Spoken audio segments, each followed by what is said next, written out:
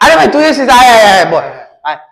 আরে ভাই ছাড়, আমি যেতে পারবো ভাই। আরে আয় না, বস আরে, বস বস বস। আমি একটা কথা বলতে এসেছিলাম ভাই। আর তুই কথা পরে বলবি, বস এখানটা। এইখানেই টাকাটা রেখে দিও, তোমার আর কানা বাল দেখতে পাবে। ঠিক আছে এ ভাই, তাহলে তুই একটু বস, আমি একটু জল নিয়ে আসি তোর জন্য। আচ্ছা ঠিক আছে ভাই। বস। এ ভাই এনে জল। হ্যাঁ ভাই দে। হ্যাঁ খা। খুলে দেবো? হ্যাঁ ঠিক আছে।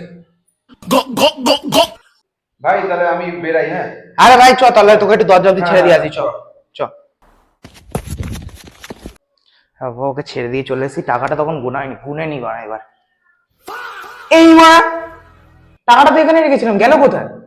আর টাকাটা গেল কোথায়? ও তো কানাচোদা, ও তো নেবে না মারা। নিলোটা কে তাহলে মারা? আমি যাওয়ার পরে কি কেউ এসেছিল বাড়িতে? বুঝতেও পারছি না মারা।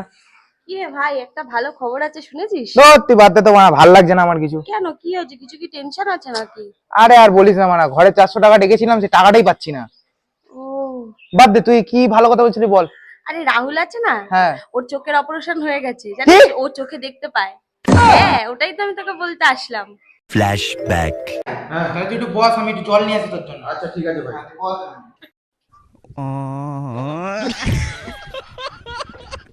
বোকাচোদা পুরো বানাই ওই গাঁটটা মারলো আমার। ভ্যানচোদ। হ্যালো।